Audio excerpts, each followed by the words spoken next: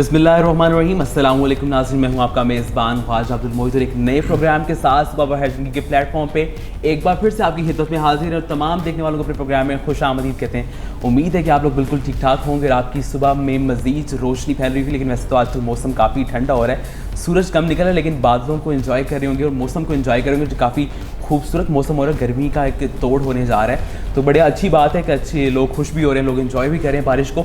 और आप लोग क्या कर रहे हैं? कोरोना की वजह से काफ़ी लोग अभी तक घरों में ही हैं, काफ़ी लोगों की रूटीन डिस्टर्ब हो चुकी है। तो आज का प्रोग्राम भी हम इस जो डिस्टर्बेंस के रिलेटेड लेकर आए आप लोगों के लिए, क्योंकि लोगों के कुछ प्लान्स होते हैं। हमेशा ज़िंदगी में इंसान प्लान्स लेके चलता है, लेकिन कुछ लोग ऐसे भी होते हैं जो सडन कोई ना कोई रिएक्शन देते हैं या काम करते हैं, तो उन लोगों की अलग ही उनका मिजाज होता है। लेकिन आज का जो प्रोग्राम है, हमारे साथ ऐसे कुछ मेहमान होंगे प्रोग्राम में जिनसे हम बात करेंगे, जिनकी जर्नी को हम आप लोगों के सामने रखेंगे। बड़ी उनकी खूबसूरत जर्नी और बड़ी लोगों के लिए आइडियल जर्नी है जिसके हम सामने रखेंगे, लेकिन आप लोग पसंद भी करेंगे। जैसा कि देखा जाए कोरोना की वजह से काफ़ी लोगों के प्लान डिस्टर्ब हो गए और काफ़ी लोगों में मायूसी आ गई। और आज के जो प्रोग्राम के हमारे टॉपिक्स हैं वो कुछ इसके रिलेटेड हैं कि किस तरह इंसान कामयाबी की तरफ बढ़ता है, या किस तरह इंसान को अगर नाकामी हो जाए तो जो मायूसी होती है इंसान को, उसको किस तरह फेस करना चाहिए।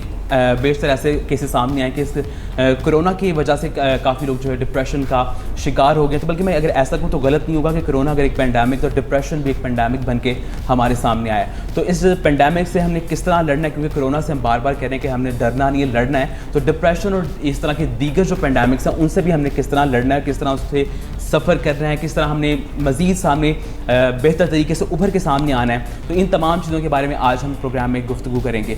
जैसे कि हम देखा जाए तो आज हम सिर्फ इन्हीं टॉपिक्स पे नहीं बल्कि दीगर जो आस्पेक्ट्स हैं हमारी सोसाइटी के, उनके बारे में भी बात करेंगे।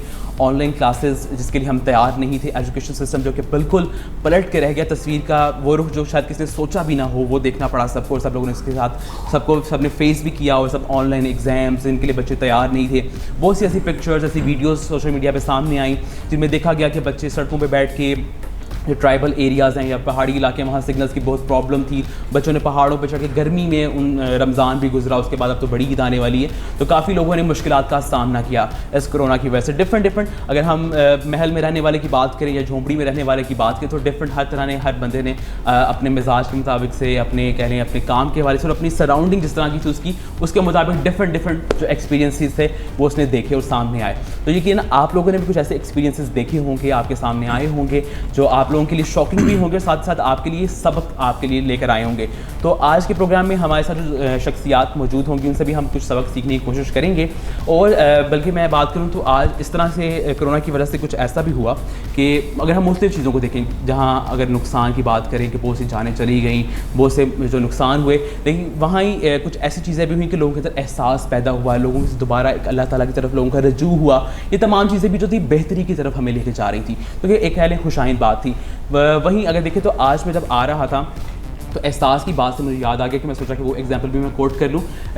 मैं जब आ रहा था गाड़ी पे तो मैंने देखा कि एक चिंची मेरे सामने से जा रही थी, तो चिंची पे मैं देखा कि एक बच्ची पीछे 6-7 साल की या इस उम्र के करीब एक बच्ची बैठी हुई थी और आगे उसकी वालदा बैठी हुई थी। और वालदा बैठी हुई थी और उसने पीछे से हाथ करके उस बच्ची का बाजू पकड़ा होता कि कहीं डर होता है कि माँ बाप के कि वो चिंची पे बैठे हुए तो कोई ऐसा स्पीड ब्रेकर आए या खड्डा आए तो ये ज़रा उसकी मूवमेंट जो होती है चिंची की, तो वो गिरने का उसका खतरा होता है। तो ज़ाहिर एक माँ की ममता थी जो कि उसने अपनी बच्ची का बाजू, हालांकि वो आगे बैठी और मुश्किल से उसने हाथ पीछे करके अपनी बच्ची का बाजू पकड़ा हुआ था। तो ये मैंने जो एग्जांपल कोट की वो इसलिए की कि हम कहीं अपने रिश्तों से दूर हो गए हुए थे, मतलब कि हम उनको भूल चुके थे या इतना टाइम नहीं दे पा रहे, अपनी जो मसरूफियात है, अपनी जो हमारी प्रोफेशनल लाइफ है उनके कहीं मगन होकर रह गए थे, तो जो कि एक अच्छी बात नहीं है मेरे हाथ से। अगर हम देखा जाए तो आज हमने एक ऐसी फैमिली को इसीलिए मदद की जिनको मैंने हमेशा जब देखा है तो एक बड़े हंसते हुए अंदाज ने उस फैमिली को, अल्लाह पाक को नजरें बद से बजाय हमेशा ही वैसे रहे। उन भाइयों को जब साथ देखा तो उनकी एक बड़ी अच्छी केमिस्ट्री देखी, तो आज इसलिए हमने उनको प्रोग्राम में मदद किया है। और ये रिश्ते जो हैं इनकी बड़ी इंपॉर्टेंस है। अगर सिर्फ यही नहीं जो आपके खून के रिश्ते हैं, कुछ ऐसे रिश्ते भी होते हैं जो आपको अपनी प्रोफेशनल लाइफ में मिलते हैं या आपको आपके यूनिवर्सिटीज़ में, स्कूल में, उनकी भी बड़ी अहमियत होती है। मैंने हमेशा दोस्ती को भी एक रिश्ते जितनी अहमियत दे के समझा और मुझे लगता है कि उसको उतनी अहमियत देना लाजमी भी है।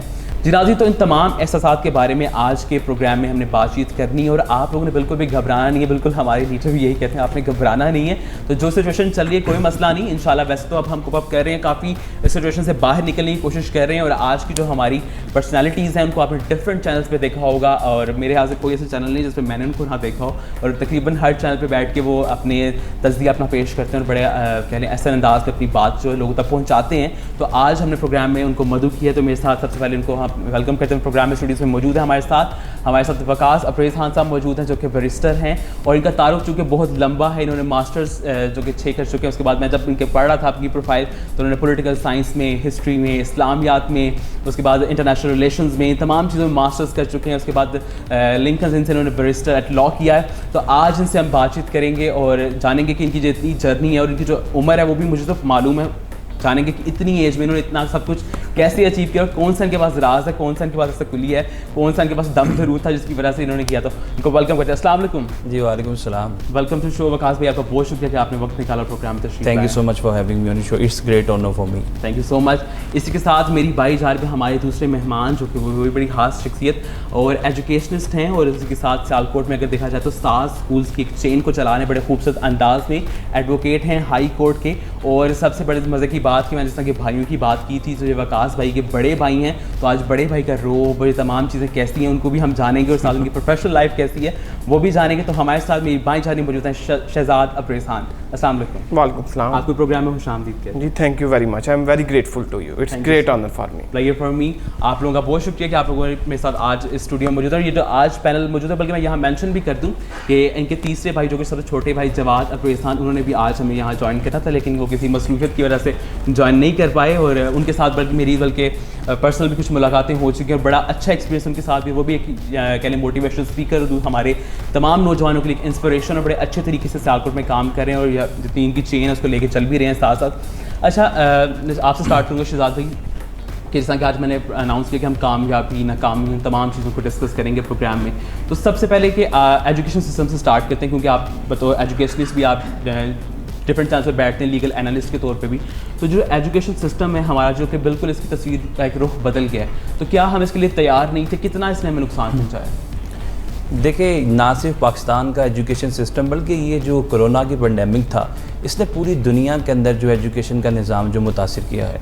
दुनिया कभी भी इस तरह के एजुकेशन के निज़ाम के लिए तैयार ना थी, और स्पेशली जो थर्ड वर्ल्ड कंट्रीज़ हैं, लाइक पाकिस्तान है, बांग्लादेश है, इंडिया है, इन कंट्रीज़ के अंदर लोग जो है हादसा मुतासिर हुए हैं। ये सिस्टम जो है, स्पेशली जो इनमें हमारे टीचर्स हैं, क्योंकि हमारी हुकूमत की तरफ से भी जितने पैकेजेस आए थे उनमें कोई स्पेसिफिक जो इस तरह का कोई पैकेज नहीं था कि जिसमें टीचर्स को जो है उनके राइट्स को एक्नॉलेज किया जाए, उनकी सर्विसेज को एक्नॉलेज किया जाए, और उनकी सर्विसेज के एवज़ उनके लिए भी कोई अमाउंट रखी जाए, उनके लिए भी कोई अलाउंसेस रखे जाएं, या उनकी जो फाइनेंशियल ज़रूरियात हैं उसको पूरा करने के लिए कोई पैकेज इंट्रोड्यूस करवाया जाता। लिहाजा हमारी जो एजुकेशन सिस्टम के अंदर टीचर्स जो हैं वो अफेक्टेड हुए हैं, बच्चे बहुत हद तक मुतासिर हुए हैं। एट द सेम टाइम, जहाँ तक ऑनलाइन क्लासेस का ताल्लुक़ है, चूँकि ये हमारा जो एजुकेशन सिस्टम है पाकिस्तान के अंदर जो है, हमारा निज़ाम तलीम जो है ऑनलाइन क्लासेस का मुतहम्मिल नहीं हो सकता। उसकी बड़ी वजूहत ये है कि हमारा अभी भी जो पाकिस्तान का प्रेजेंट क्राइटेरिया या स्टेटस है, इसके मुताबिक हमारी 40 से 50% जो आबादी है वो रूरल एरियाज़ के अंदर है। वो देहातों में रहती है, वहाँ पे ज़िंदगी बसर करती है, और बहुत सारे देहातों में अभी भी वहाँ पे टेलीविज़न की सहूलत मैसर नहीं है। कई देहातों के अंदर वहाँ पे इंटरनेट की सहूलत मैसर नहीं है। अगर इंटरनेट अवेलेबल है तो सिग्नल्स जो है वो प्रॉपरली वर्क नहीं करते। लिहाजा एजुकेशन का जो निज़ाम है, जो इसने एक पलटा खाया है, इससे जो है डेफिनेटली पाकिस्तान या दूसरे दीगर जो अंडर डेवलप्ड कंट्रीज़ हैं वो काफ़ी ज़्यादा मुतासिर हुए हैं। जहाँ तक डेवलप्ड नेशन है, डेफिनेटली वो भी मुतासिर हुए हैं, क्योंकि अभी जितने भी एग्ज़ाम्स थे, जो कि मैं यूके में भी रहा, वहाँ पे भी मैंने ये चीज़ एनालाइज़ की, और अभी भी हमारा उन लोगों के साथ रब्ता रहता है। अभी जो सितंबर में, अगस्त और सितंबर का सेशन था, जिन बच्चों ने अगस्त और सितंबर में एग्ज़ाम्स देने थे वो भी आगे चले गए, ये भी लोग मुतासिर हुए, उनकी डिग्रीज़, जो उनकी कमिटमेंट्स, उनका करियर, वो भी अफेक्ट हुआ। लिहाजा हमारा निज़ाम तलीम जो है वो एक नया रुख तैयार कर चुका है, और अभी हमें आइंदा 3-4 महीने इसी निज़ाम के तहत चलना पड़ेगा। तो क्या जैसा कि आपने मेंशन किया 3-4 माह हम इसके साथ चलेंगे, तो मुस्तकबिल जो है 3-4 माह के या साल जो है इसमें कितनी मुश्किलात आएंगी? देखिए बहुत ज़्यादा मुश्किलात है, पेरेंट्स के लिए बहुत ज़्यादा मुश्किलात हैं। स्कूल्स देखे जितने भी प्राइवेट स्कूल्स हैं, सबसे पहले जो तालीम देना तो हमारी हुकूमत वक्त की ज़िम्मेदारी है। जिस तरह हमारा आईन पाकिस्तान है वो आर्टिकल 25 ए है जो कि हुकूमत पाकिस्तान पे मैंडेटरी ज़िम्मेदारी आयद करता है कि this is the duty of the state to provide education to all the citizen of Pakistan. लेकिन जब हमारी हुकूमत जो है वो गवर्नमेंट स्कूलों में वो क्राइटेरिया सेट नहीं करती, वो मेयार तालीम नहीं देती, तो लोग फिर प्राइवेट स्कूल्स की तरफ जाते हैं। जब प्राइवेट स्कूल्स की तरफ हम देखते हैं तो प्राइवेट स्कूल के अंदर एक पूरा सेटअप है, वहाँ पे टीचर्स हैं, बिल्डिंग्स का रेंट है और दीगर एक्सपेंडिचर्स हैं। अगर पेरेंट्स उनके साथ कोऑपरेट नहीं करेंगे तो स्कूल के मामला डिस्टर्ब होंगे। पेरेंट्स कैसे कोऑपरेट करेंगे, this is also a big question mark कि जब पाकिस्तान में बेरोज़गारी बढ़ रही है, लोगों की जॉब्स चली गई पेंडेमिक की वजह से, लोग बेरोज़गार हो गए, लोग यहाँ पे ये सोच रहे हैं कि हम अपने घर की बुनियादी ज़िम्मेदारी रोटी कपड़ा मकान इसकी तरफ फोकस करें या एजुकेशन की तरफ फोकस करें। चूँकि अब लोगों के सामने दो चीज़ें हैं, चूँकि उनके जो मिनिमल रिसोर्सेज हैं उनके अंदर उन्होंने अपने घर का निज़ाम भी चलाना है। एट द सेम टाइम अगर वो प्राइवेट स्कूल्स को फ़ीसें देते हैं तो उनको अपने घर का बजट जो है वो कट करके वो फ़ीसेस देनी पड़ती हैं। अगर वो फ़ीसेस नहीं देती तो स्कूल सफ़र करता है, स्कूल के जो एक्सपेंडिचर्स हैं, जो टीचर्स की सैलरीज़ हैं, बिल्डिंग के रेंट्स हैं, लिहाजा आइंदा आने वाले 3-4 माह मज़ीद जो है हमारा एजुकेशन निज़ाम सफ़र करेगा। लेकिन मैं ये उम्मीद करता हूँ कि इंशाअल्लाह ताला 3 से 4 माह गुजरने के बाद हमारा एजुकेशन निज़ाम जो है वो रैपिडली जो है प्रोग्रेस की तरफ आएगा। प्राइवेट स्कूल्स में लोग जो हैं वो फ़ीसें भी देंगे, टीचर्स को भी सैलरीज प्रॉपर्ली मिलेंगी और हमारा जो निज़ाम है वो बेहतरी की तरफ आएगा इंशाल्लाह इंशाल्लाह। अच्छा, मैं आपसे शहजाद पूछना चाहूँगा, जिस तरह कि उन्होंने भी काफ़ी डिटेल में बात की, तो ये जो कि आपको क्या लगता है, ये एक स्टेटमेंट आपके सामने रखूँगा, आपने इस पर कमेंट करना है अपना, कि क्या हम इस निज़ाम के लिए तैयार नहीं थे? क्योंकि एक ऑनलाइन सिस्टम आया, हम लोग उसके लिए तैयार नहीं थे। क्या हमारे पास ABC प्लान नहीं होने चाहिए थे? हम लोग सिर्फ एक सिस्टम को लेकर चल रहे थे कि ये बुक्स हैं, स्कूल में सब बच्चे जाएंगे, वहाँ पढ़ेंगे, एग्जाम्स देंगे। तो क्या दूसरे मुल्कों की तरह हमें पहले से तैयारी नहीं करनी चाहिए कि हमारे पास ABC प्लान मौजूद होते, और अगर ये प्लान मौजूद होते तो हमें इतना खसारा या इतना नुकसान था वो बर्दाश्त ना करना पड़ता? देखें, इसमें ABC प्लान तो जो चीज़ें बाय नेचर एक डिज़ास्टर है जो कि ग्लोबल पैंडेमिक की शक्ल, कोरोना वायरस की शक्ल में आ गया, तो इसमें सडनली सारे मामला फेस करने पड़े, लॉकडाउन की तरफ हम चल पड़े। तो इसमें एज़ वेल एज़ पॉसिबल जो मुमकिन था वो तो स्टेट की रिस्पॉन्सिबिलिटी थी, उन्होंने तो अदा करने की कोशिश की है। जिस तरह से इंडस्ट्रियाँ, मैरिज हॉल्स, दूसरे कारोबारी मराकज़ मुकम्मल तौर पर बंद कर दिए गए, इसी तरह तलीमी जो अदारे थे उनको भी बंद कर दिया गया। अब इसमें देखें कि हमारे पास something is better than nothing, हमारे पास यही ऑप्शन था, या हम हथियार डाल देते और या हम कुछ ना कुछ बच्चों को प्रोवाइड करते। तो अभी इस सारे माहौल के अंदर जो सर्कमस्टांसेस जा रहे थे, इसमें हमारे जो एजुकेशन डिपार्टमेंट के जो हेड्स हैं या जो लोग देख रहे हैं, जो एसोसिएशन हैं, या हम ज़िम्मेदार हैं, जो हम अहकाम इन चीज़ों को देख रहे हैं, तो ये हमारी रिस्पॉन्सिबिलिटी थी कि हम अपने बच्चों के लिए कुछ ना कुछ तलीम का बंदोबस्त लाजमी करें। जब हर चीज़ ब्लॉक कर दी गई, लॉकडाउन की तरफ हम चले गए और चीज़ें बुरी तरह से मुतासर हुई, तो ऐसे हालात में सिर्फ हमारे पास ऑनलाइन जो सिस्टम था वही ABC प्लान के अंदर ही फॉल करता है।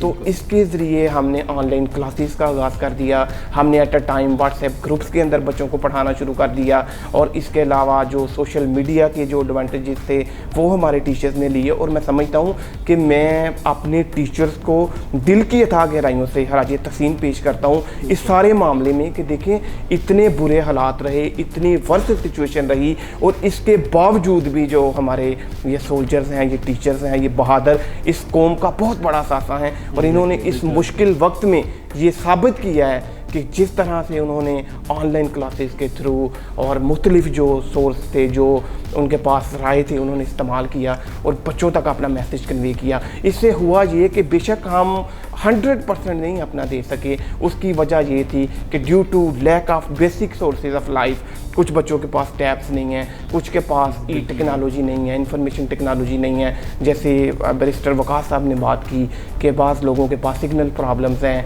कुछ लोग जो हैं वो कंट्री साइड से बिलोंग करते हैं। ये प्रॉब्लम्स तो थी, लेकिन एज़ वेल एज़ पॉसिबल जो मुमकिन था वो हम लोगों ने किया है, और इसका जो बहुत बड़ा सेहरा है वो यकीनन उस्ताद-ए-किराम के सर जाता है। और इसके साथ साथ साथ वो वालिदैन भी खराज तहसीन के मुस्तहिक हैं कि जिन्होंने बहुत ज़्यादा ज़िम्मेदारी के साथ स्कूल के साथ कोऑपरेट किया है और इस मुश्किल हालात के बावजूद भी उन्होंने स्कूल को और उस्ताद कराम को तनहा नहीं छोड़ा।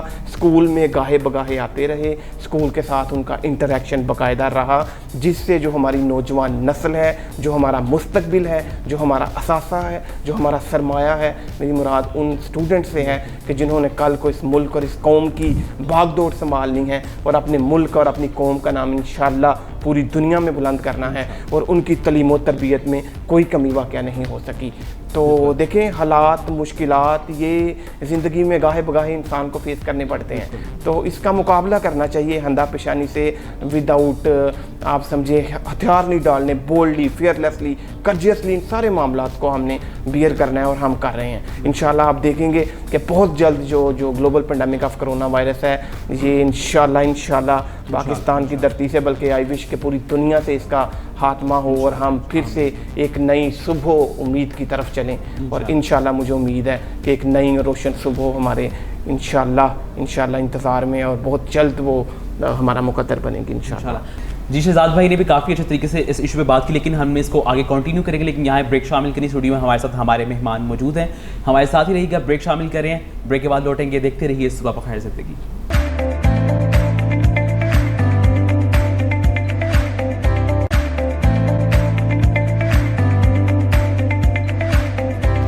वेलकम बैक जी, ब्रेक से वापस आ चुके हैं। हमारे मेहमानों से हमारी गुफ्तगू जारी है और बैरिस्टर वकास अब्रेज़ खान और एडवोकेट शहजाद अब्रेज़ खान हमारे साथ स्टूडियो में मौजूद है। बातचीत कर रहे थे हम ऑनलाइन सिस्टम के ऊपर, तो मैं शहजाद भी आपसे कंटिन्यू करूँगा क्योंकि ब्रेक्स पहले आपसे बात हो रही थी, फिर मैं उनसे भी इस सवाल के ऊपर कमेंट लूँगा। जैसा कि आपने बताया कि ABC में हम फॉल करते हैं कि जो हमारा प्लान था ऑनलाइन सिस्टम ही था और उसमें ज़ाहिर है ABC हमारे लिए वही था।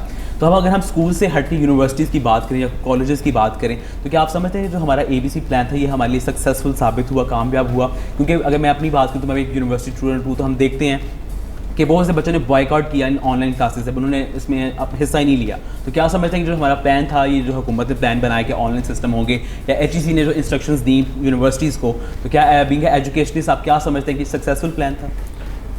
देखिए, मैंने पहले भी यही गुजारिश की है कि हमारे पास जब दो रास्ते हैं, या हमने हथियार डालना है या हमने हंदा पेशानी से इन चीज़ों का मुकाबला करना है। देखिए, जब हम विद SOPs जो गवर्नमेंट की तरफ से थे, मुख्तलिफ बिज़नेस उन्होंने जो स्पॉट ओपन किए या इंडस्ट्रियाँ ओपन की या मुख्तलिफ जो कारोबारी मराकज़ इन्होंने ओपन किए, वहाँ पर बाकायदा उन्होंने कुछ SOPs, रूल्स और रेगुलेशंस दिए कि आप इसको फॉलो करें और आप इसको अपना कारोबारी ज़िंदगी दोबारा से बहाल कर लें। जबकि जो कॉलेजेस हैं और यूनिवर्सिटीज़ हैं, आप खुद समझते हैं कि एक क्लास के अंदर 25-26 इवन 30+ जो स्टूडेंट्स हैं वो मौजूद होते हैं एक टाइम के अंदर, और हम कितनी भी SOPs को फॉलो कर सकते थे। हम अपने बच्चों को स्कूल और कॉलेजेस और यूनिवर्सिटीज़ में वापस नहीं बुला सकते थे, क्योंकि कोरोना वायरस की वजह से इतना ज़्यादा डेंजर था, इतना ख़तरा बढ़ गया था और लोग डिप्रेशन का इस हद तक शिकार हो चुके थे कि लोग अपने घरों तक महसूर होकर रह गए थे। वो तो इवन अपनी घर की जो बाउंड्री वाल है उसको क्रॉस करने के लिए भी तैयार नहीं थे। अब आप खुद सोचिए कि कोई भी जो वालिदैन है वो अपने बच्चों को इस सारे ख़तरनाक सूरत हाल के बावजूद स्कूलों में, कॉलेजेस में और यूनिवर्सिटीज़ में कैसे भेज सकते हैं।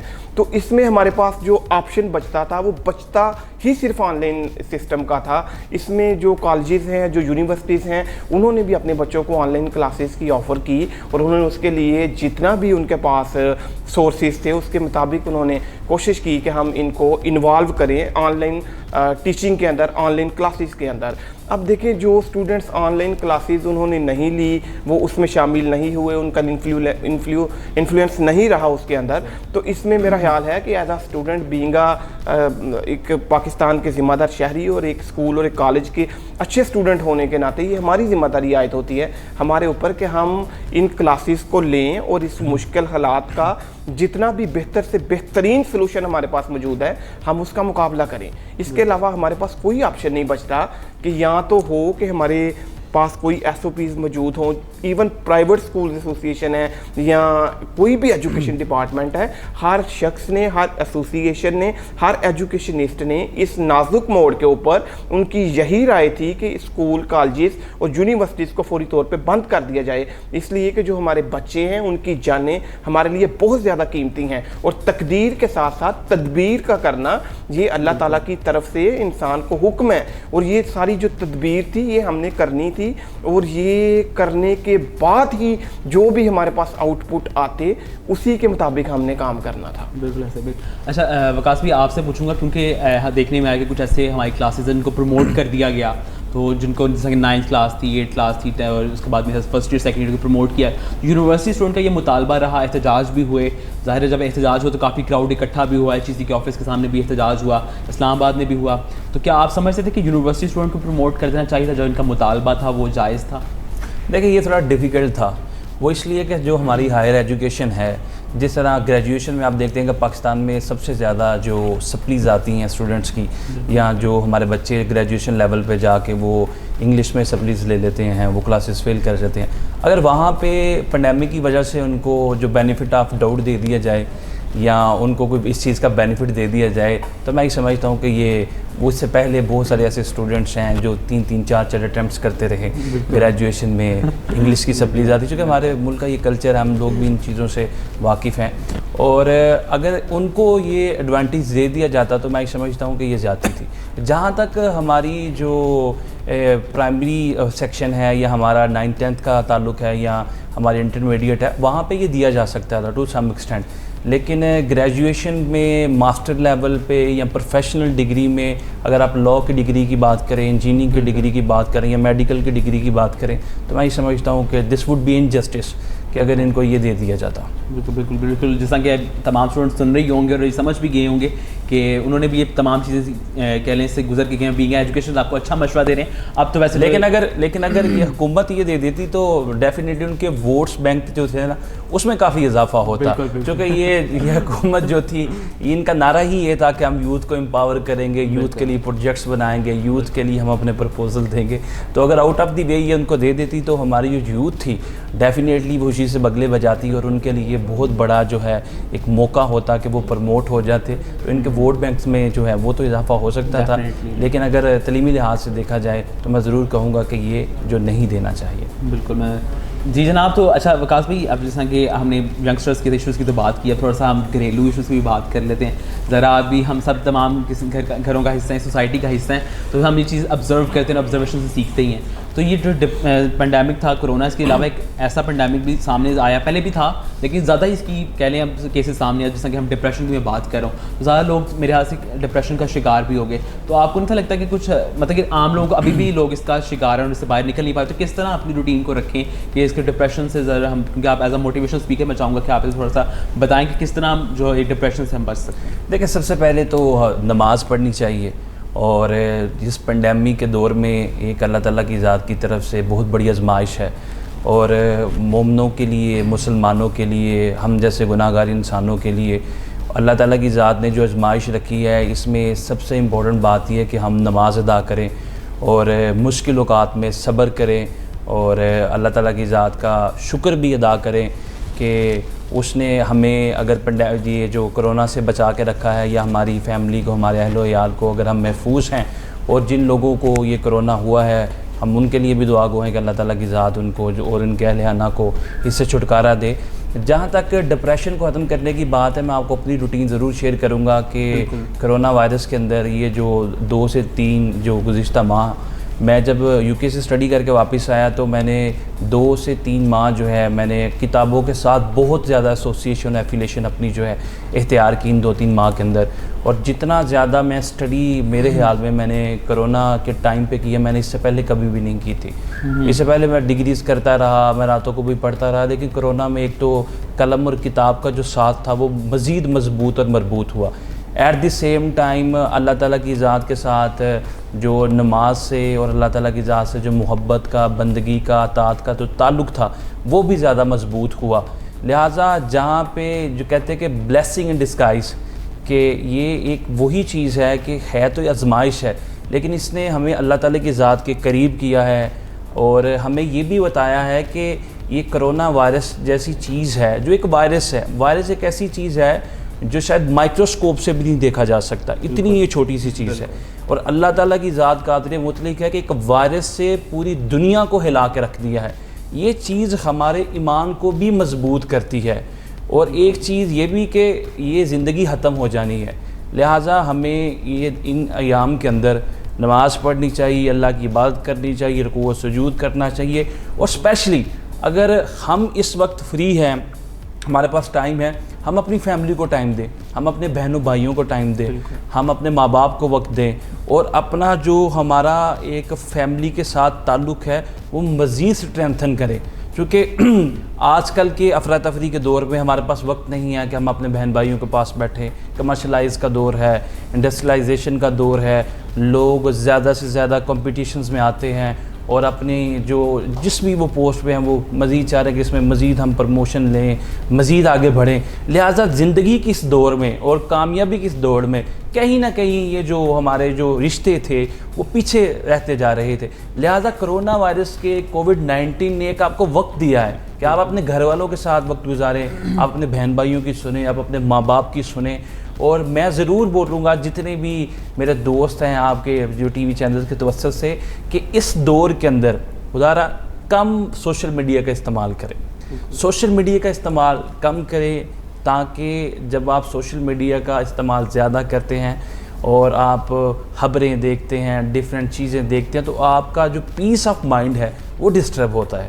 लिहाजा सोशल मीडिया का इस्तेमाल कम करें और ज़्यादा से ज़्यादा कलम किताब से अपना ताल्लुक़ जोड़ें। जो अपना आपका प्रोफेशन है उसको मज़ीद आप ट्रिम करें, उसमें मज़ीद स्किलफुल हो। एट द सेम टाइम अपने रिश्तों को टाइम दें, अपने माँ बाप को टाइम दें, और सबसे important the first and the foremost thing Allah ताला की ज़ात के सामने रुकू व सुजूद करें। बिल्कुल।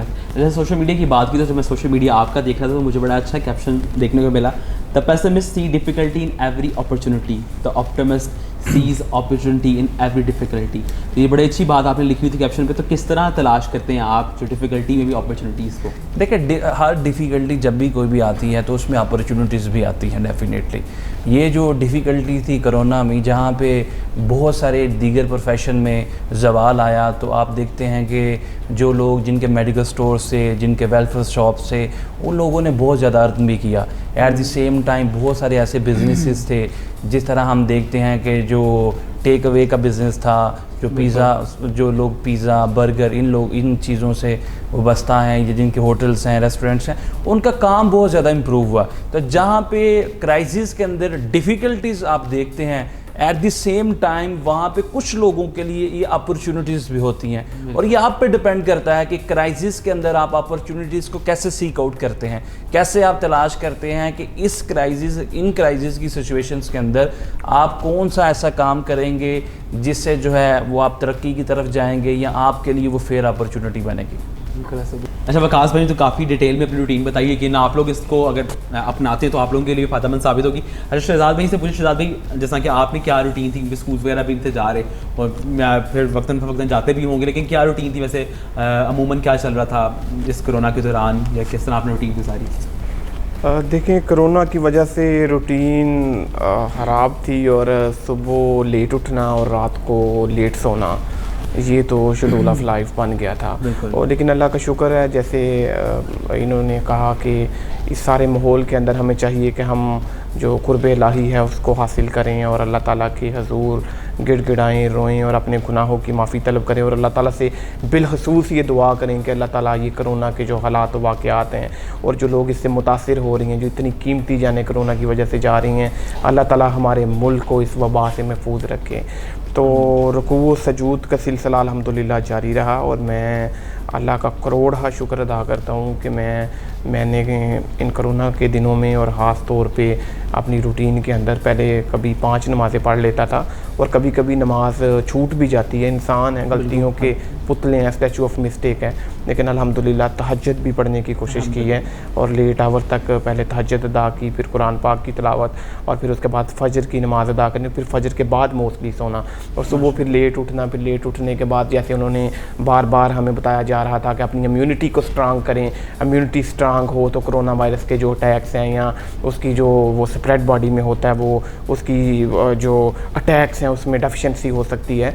तो इसलिए क्लोज टू द नेचर आप डाइट जो है वो यूज़ करें। तो हेल्थी फूड्स यूज़ किए मैंने उसी तरह से जिस तरह से वो बार बार मीडिया के ऊपर और सोशल मीडिया के ऊपर और जो डॉक्टर्स और जो डाइटिशियन जो थे, न्यूट्रिशन थे, जो एडवाइस कर रहे थे और उसके अकॉर्डिंग वही सुबह कि आप बॉइल्ड एग लें, आप हेल्थी फूड लें, आप मीट लें, आप फिश लें, जो चीज़ें आपके विटामिन डी को, विटामिन बी को, विटामिन सी को इन्हेंस करती है, बूस्ट अप करती है आपकी इम्यूनिटी को, आप वो चीज़ें लें। इसलिए कि खुदा न खास्ता अगर आप इस बीमारी का शिकार हों भी तो आप इस बीमारी को इंतहाई एहसन तरीके से इसका मुकाबला कर सकें। तो बाकी ये था कि आफ्टरनून फिर स्टडी हमने करनी, थोड़ा बहुत स्कूल्स के अंदर चले जाना, ऑफिस वगैरह में बैठ के फिर कुछ लॉ की बुक्स पढ़ लेना। और देखें हमारी पूरी ज़िंदगी जो है वो उसका जो दारमदार है वो है ही कलम और किताब से रिश्ता रहा। जो ही होश संभाली तो भाई फादर से ही मुझे ये सारी चीज़ें विरासत में मुझे मिल गई। तो एज अ जर्नलिस्ट मैंने ये सारी जिम्मेदारियाँ संभाली। फिर भी मेरा ताल्लुक़ कलम और किताब से ही रहा। फिर उसके बाद मैंने लॉ किया और लॉ की फील्ड के अंदर भी डेफिनेटली फिर वही कलम किताब और काला कोट पहन के ऑफिस में बैठना। और फिर अल्लाह ताला की ज़ात ने ये बेशक ये सारा कमाल और सारी जितनी भी अल्लाह ताला की तरफ से ये नेमतें हैं, रहमतें हैं, सिर्फ़ और सिर्फ उसी की कमाल की वजह से इंसान तक पहुंचती है। ये इंसान की सिर्फ़ और सिर्फ खता है कि वो समझता है कि मेरा इसमें कोई कमाल है या मेरी मेहनत बहुत ज़्यादा रंग ले आई है। वो अगर आपको नवाजता है तो ये सिर्फ़ उसकी शान है। तो फिर लॉ में और लॉ के बाद अल्लाह ताला ने हमें इस एजुकेशन की फ़ील्ड में ले आई। तो इसमें भी हमने हर साल एक के बाद दूसरा अदारा और दूसरे के बाद तीसरा, चौथा, पाँचवा, छठा और सातवां, अल्हम्दुलिल्लाह 7 जो हम कैंपस चला रहे हैं इस वक्त। इसकी बहुत सारी ज़िम्मेदारी थी। हम बेशक कोरोना की वजह से घरों तक महसूर थे, लेकिन इसके बावजूद व्हाट्सएप ग्रुप में अपने टीचर से बात, अपनी एडमिनिस्ट्रेशन से बात, अपने स्कूल के जो मामला थे उनको डिस्कस करना, अपने लॉज को डिस्कस करना, अपने चैम्बर को डिस्कस करना, बहन भाइयों को टाइम देना, वालिदैन की खिदमत करना, आपके बुज़ुर्ग हैं जो ग्रैंड फादर हैं, ग्रैंड मदर हैं, उनके पास बैठना और ज़िंदगी की जो तलह हकीकतें हैं, जो नशीब व फराज हैं, उसके बारे में सीखना। और असल एजुकेशन का तो मकसद ही यही है। आज जो तलीम की पूरी दुनिया में सबसे ज़्यादा जो बात की जा रही है वो किरदार साजी की बात की जा रही है। और मैं एज एजुकेशनिस्ट ये दावे से ये बात कहता हूँ कि जब हम सिर्फ़ और सिर्फ किताबों और कोर्स तक ही अपने आप को मरबूत रखेंगे, लिमिटेड रखेंगे, तो हम सिर्फ लफ्ज़ सीख सकते हैं लेकिन हम इंसान नहीं बना सकते हैं। इंसान ही इंसान को बनाते हैं, आदमी ही आदमी को बनाते हैं। ये कभी भी मुमकिन नहीं है कि एक अंधा अंधे को सिखा रहा है, ये पॉसिबिलिटी माशरे के अंदर नहीं है। इसलिए ज़रूरी है कि हम अपने बुज़ुर्गों के पास बैठें, हम अपने वालिदैन के पास बैठें और उन्होंने ज़िंदगी की जो बड़ी मेहनतों से, बड़ी मुशक्क़तों से और बड़ी सेक्रीफाइस से ज़िंदगी के अंदर जो कामयाबियाँ हासिल की हैं, जो एक्सपीरियंस हासिल किया है, हम उसको चंद लम्हों में, चंद घंटों में और उनकी थोड़ी सी कंपनी लेकर उन चीज़ों को हासिल कर सकते हैं। तो इसका मैंने तो भरपूर फ़ायदा उठाया अल्हम्दुलिल्लाह, अपने रिश्तों को भरपूर टाइम दिया है। कोरोना जब नहीं थी तब भी मैनेजमेंट ऑफ लाइफ जो है वो इंतहाई ज़रूरी है। और मैं समझता हूँ ये कोई भी कामयाब बिजनेसमैन है, कोई डॉक्टर है, कोई इंजीनियर है, कोई एडवोकेट है, कोई टीचर है, किसी भी शोबा है ज़िंदगी से ताल्लुक़ रखता है, वो ज़िंदगी की कामयाबी की सीढ़ियाँ चढ़ता चढ़ता चाहे जितनी भी ऊंची आसमान तक क्यों ना पहुंच जाए, लेकिन मैं समझता हूं कि जो एक फैमिली के लिए टाइम है वो उसको लाज़मी तौर पे जो है वो उसको मुख्तस करना चाहिए। इसलिए कि उस टाइम का जब ज़िंदगी गुजरती जाती है, वक्त गुजरता जाता है तो वक्त लौट कर नहीं आता है। आप कामयाबी में बहुत आगे निकल जाते हैं और आपकी फैमिली, आपके रिश्ते आपसे बहुत दूर हो जाते हैं। तो एक वक्त आता है आप सोचते हैं कि मेरे हाथ आज कुछ भी नहीं बचा है, मेरी कामयाबी जो है इसका शायद जो मकसद था, जो मिशन था, जो विजन था, वो मेरा सारे का सारा जो विजडम है और मतमा नज़र है वो बिल्कुल जो है आप समझें कि उसका कोई मुझे फ़ायदा हासिल नहीं हुआ। तो अपने रिश्तों को टाइम दें, अपनी डाइट के ऊपर आप ध्यान रखें, आप वॉक करें डेली बेसिस के ऊपर, एक्सरसाइज करें, आप रीडिंग ऑफ बुक्स जैसा करें। क्यों लग रहा है ये इंस्ट्रक्शन मुझे दे रहे हैं आप बराह रास्त मुझे कह रहे हैं कि डाइट करें। ये हर बंदे के लिए ऐसे ही है और करनी चाहिए। देखिए ज़िंदगी मौत, मुसलमान का बड़ा ये जो है ईमान है, उसका तकवा है, उसका यकीन है कि ज़िंदगी और मौत अल्लाह के हाथ में। लेकिन तकदीर के साथ जो तदबीर के मामलात हैं उसको अगर हमने टैकल करना है तो डेफिनेटली हमें तदबीर के ऊपर अमल करना चाहिए और बेहतरीन तदबीर यही है। जो गुफ्तगू की है यहाँ शहजाद भाई में तमाम चीज़ें उन्होंने बता दी कि लाइफ को किस तरह गुजारना, तमाम मेरा से हर पहलू पर उन्होंने बड़े अच्छे तरीके से बड़े मुफस्सल अंदाज में गुफ्तगू की है। अच्छा वैसे अब क्योंकि हम ब्रेक पे जा रहे हैं तो पहले एक छोटा सा सवाल कहता हूँ ऑन लाइटर नोट कि ये जो काला कोट पहनते हैं, आपने जिक्र किया था अपने सवाल में, तो गर्मी नहीं लगती हर टाइम काला कोट पहना? मैं समझता हूँ कि I feel too much honoured कि अल्लाह ताला की ज़ात ने हमें एक ऐसी फील्ड के लिए मुख्तस किया है, ऐसी फील्ड के लिए मुख्तस किया है कि अदल और इंसाफ के बगैर कोई भी माशरा दुनिया का, कोई भी कौम कायम नहीं रह सकती है। और हम कोशिश करते हैं कि हम माशरे में अदल और इंसाफ की राहों को हमवार कर सकें। और एक बात ये कि आप दुनिया के अंदर, आप लॉलीवुड, बॉलीवुड, हॉलीवुड तक चले जाएं, आपको ये नज़र आएगा कि दुनिया की जो लीड क्लास लोग हैं ना, आप जब उनको देखेंगे कि उन्होंने लीड क्लास ड्रेस पहना है और इंतहाई खूबसूरत ड्रेस पहना है, तो आपको नज़र आएगा उन्होंने काला कोट और वाइट कलर की शर्ट पहनी हुई है। तो मैं समझता हूँ कि हमें इस ड्रेस की इज़्ज़त और हुर्मत और इसकी जो इसके स्टैंडर्ड्स ऑफ लिविंग है, इसके ऊपर भी फोकस करने की ज़रूरत है और इसकी तज़ीम की खातिर जो है हमें ज़्यादा से ज़्यादा काम करना चाहिए। तो ये फ़ख्र की बात है कि अल्लाह ताला ने हमें काला कोट पहना है। अल्हम्दुलिल्लाह माशाल्लाह। बल्कि मैं देख रहा था वकास भाई जब गए हुए थे वहाँ बैरिस्ट्री के लिए, तो फिर उन्होंने जब पहनते थे कोट तो माशाल्लाह बड़े ज़बरदस्त लगते थे। अभी ब्रेक पे हम जा रहे थे, ब्रेक से वापस आके पूछेंगे किस तरह का उनका रहा यूके का विजिट और किस तरह उन्होंने वहाँ पढ़ाई हासिल की। तो हमारे साथ भी देखते रहिए सुबह बखैर ज़िंदगी।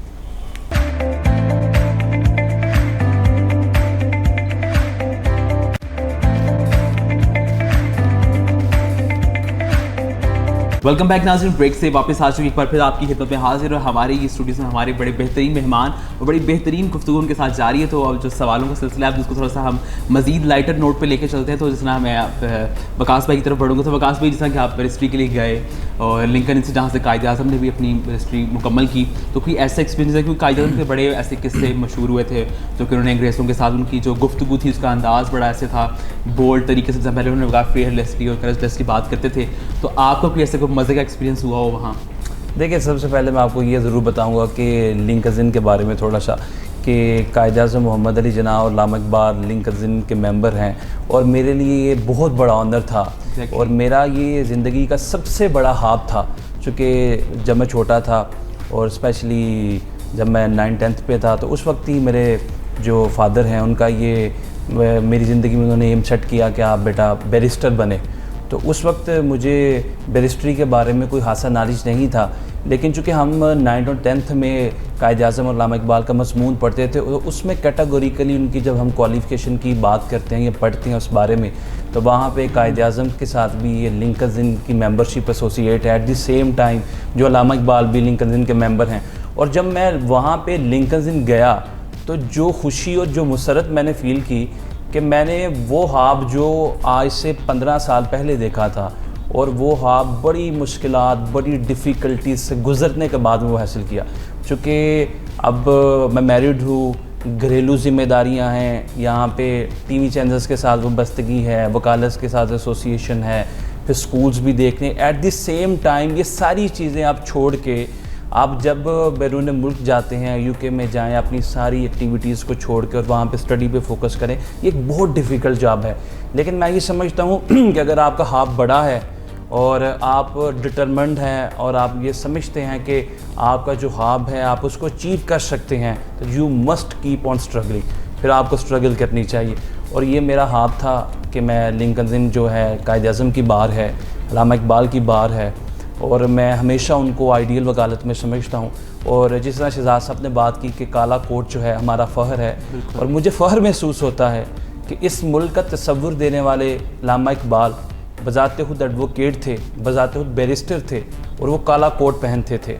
और इस मुल्क को दुनिया के नक्शे पे लाने वाले कायद-ए-आज़म मोहम्मद अली जिन्ना, उनकी शनाख्त भी काले कोट से थी, वो बैरिस्टर थे और वो बड़े हार्ड वर्किंग लॉयर थे जिन्होंने उस वक्त मुंबई में इंडिया की बहुत ज़्यादा जो सब कॉन्टिनेंट की आबादी थी और हिंदुस्तान में उस वक्त जो है वो टॉप क्लास लॉयर्स में से थे। तो लिहाजा एक बहुत बड़ा एम था, ये ड्रीम था। मैंने जो है डिफरेंट औकात में जब मैं अपना लॉ कर रहा था उस वक्त भी मैंने जो है लॉ करते करते एक मास्टर किया, एक लॉ से पहले मास्टर किया, मैं मास्टर्स करता रहा, मैंने LLM भी किया। 6 मास्टर्स की डिग्रियां करने के बाद भी मेरे अंदर ये ठस थी, मेरे अंदर ये प्यास थी कि काश कभी मुझे लिंक्डइन में एडमिशन मिल जाए और मैं वहाँ पे जाऊँ, मुझे मेंबरशिप मिले और मेरे साथ भी ये टैग लगे कि मैं भी उसी यूनिवर्सिटी से पढ़ा हूँ, उसी अदारे से मेरी मेंबरशिप है कि जहाँ पे कायद-ए-आज़म और अल्लामा इकबाल की है। तो अल्लाह ताला की ज़ात ने वो दिन भी 4 मार्च का दिन था जब मुझे लिंक्डइन की मेंबरशिप मिली। और मेरे लिए वो जब मैंने वो मेंबरशिप कार्ड अपना लिया और मैंने वो इन्वेलप खोला जिसके अंदर मुझे मेंबर उन्होंने वो बना दिया, तो मुझे बहुत खुशी हुई उस लम्हे।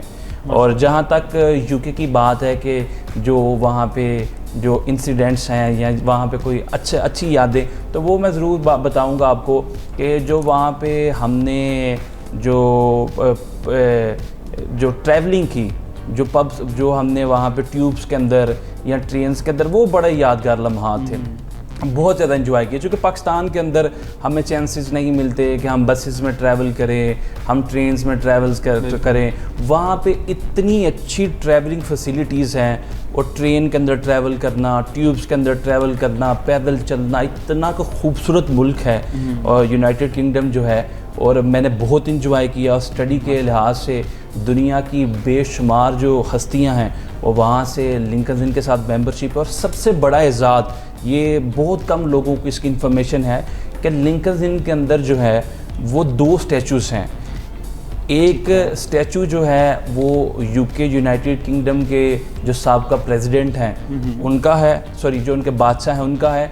एट द सेम टाइम जो दूसरा स्टैचू बनाया गया है जो कि लिंक्डइन के बिल्कुल मिडल में वो प्लेस किया गया है, वो कायद-ए-आज़म मोहम्मद अली जिन्ना का है। और ये बहुत बड़ा एजाज़ है। और लिंक्डइन इस चीज़ को ऑन करता है कि लिंक्डइन के मेंबर जो हैं वो किसी मुल्क के बानी हैं। और ये बहुत बड़ा एजाज़ था मेरे लिए जब मैंने ये चीज़ें देखी। और एजुकेशन के हवाले से मैं ये ज़रूर बताऊंगा कि जब मैं स्टडी करता था, मेरा ये हाथ था कि चूँकि जब मेरे अंदर ये सोच आई कि यार ये लोग जो मास्टर्स की डिग्रियाँ करते हैं, इससे जो एक तो हमारा नॉलेज बढ़ता है, इससे हमारा कॉन्फिडेंस बढ़ता है, eight the same time recognisation मिलती है कि आपने मास्टर किया। जब मैंने फ़र्स्ट मास्टर किया, that was the most difficult thing for me कि वो टाइम कैसे स्पेयर किया जाए। यकीन करें कि फ़र्स्ट मास्टर करने के बाद मुझे ख़ुद समझ नहीं आई कि मैंने कैसे 6 मास्टर्स की डिग्रियाँ कर ली। और ये अल्लाह ताला की ज़ात का बड़ा एहसान है। इंशाअल्लाह ताला मैं इस अज़्म के साथ और ये उम्मीद करता हूँ और मेरा अज़्म पुख्ता है कि आइंदा आने वाले 3 या 4 साल के बाद मैं रिकॉर्ड कायम करूँगा। और वो रिकॉर्ड ना सिर्फ पाकिस्तान बल्कि पूरी दुनिया में इस वक्त जिस शख्स ने सबसे ज़्यादा जो मास्टर्स की डिग्रियाँ की हैं वो 10 डिग्रीज़ हैं। वो न्यूजीलैंड का एक शहरी है।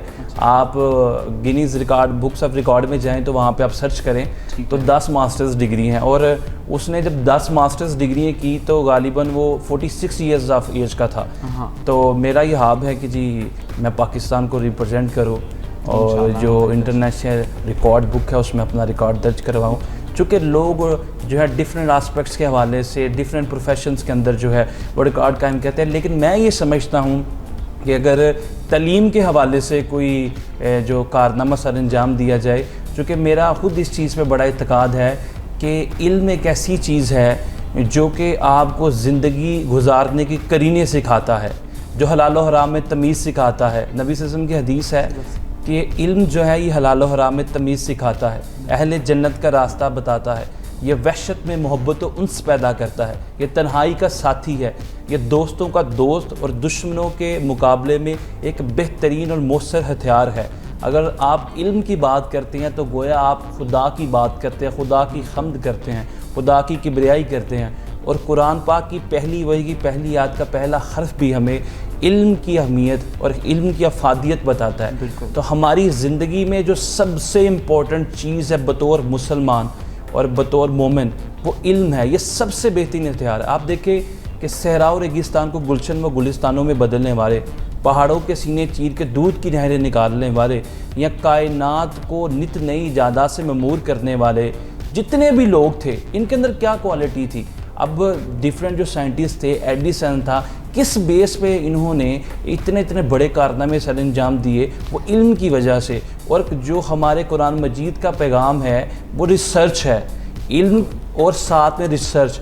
जितनी आप रिसर्च करेंगे इतनी आप दुनिया को फैसिलिटीज़ देंगे, इतनी ज़्यादा कन्वीनियंस देंगे। और आज के दौर में सबसे ज़रूरी जो काम है वो आप इल्म है, एजुकेशन है, एट द सेम टाइम तालीम के साथ, एजुकेशन के साथ जो रिसर्च है वो बड़ी ज़रूरी है। जिस तरह मैं अपनी फील्ड की बात करता हूँ, वकालत के अंदर, हमारी फील्ड के अंदर बड़ी इंपॉर्टेंट है रिसर्च। हमें अक्सर लोग ये पूछते हैं कि जब आपके सामने सीनियर लॉयर्स आते हैं, सपोज़ कोई आपसे 15 साल सीनियर है, 20 साल सीनियर है, आप उनको कैसे कोर्ट्स के अंदर काउंटर करते हैं? जब यहाँ आप किसी टीवी चैनल पे बैठे हैं, आपके साथ एतजाज़ एहसन है, ये बड़े नाम हैं, आप उनका आर्ग्यूमेंट सपोज अगर आप समझते हैं कि ये ऑथेंटिक नहीं है, ये इसमें वो क्वालिटी नहीं है, तो कैसे काउंटर करते? देखिए, जब हम कोर्ट्स के अंदर दलाइल देते हैं, वो सारा एक 10 से 15 मिनट का अर्सा है। अगर आप बेल आर्ग्यू करते हैं, आप स्टे पे आर्ग्यू करते हैं, या डिफरेंट जो हम आर्ग्यूमेंट्स करते हैं डिफरेंट एप्लीकेशंस के हवाले से, उस वक्त आपके सामने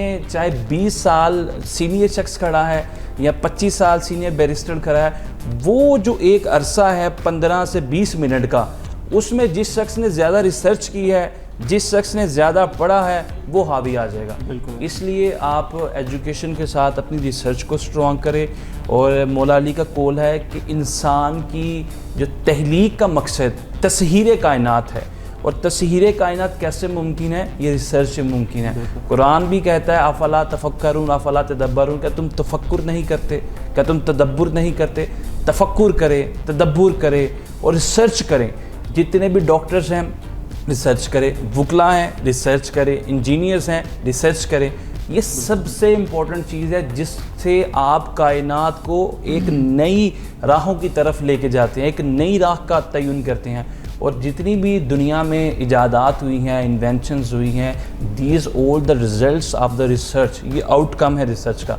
लिहाजा एजुकेशन जो है वो सोसाइटी में फ्लरिश करें। कोई भी माशरा, दुनिया की जितनी भी महज़ब अक़वाम है, आप इनका मुतालिया करके देखें। आप देखें कि बगदाद की तबाही और गरनाता की खंडरात, ये इनके असबाब और वजूहात क्या थी कि इन लोगों ने इल्म से, तालीम से अपना रिश्ता तोड़ लिया, अपना मुंह मोड़ लिया, फिर हलाकत के समंदर में गोताजन हुए और इनका नाम तरीक़े और राक में किस्सा परीना बन गया। इसी तरह जो अक़वाम जो इल्म है, जो तालीम है, जो रिसर्च है, इसको पस्से पुश्त डाल देती है, वो फिर अक़वाम आलम की जो सफ़ों में अपना मुकाम खो बैठती है।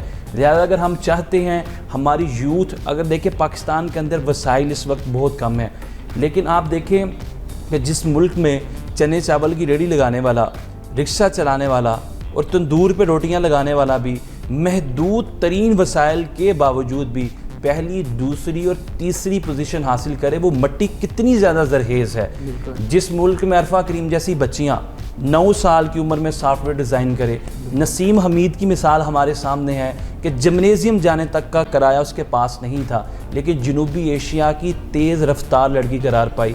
इसी तरह शाकरिया हानम है, बड़ी छोटी सी उम्र में वो महबे परवाज़ हुई, उसने जहाज़ उड़ाया।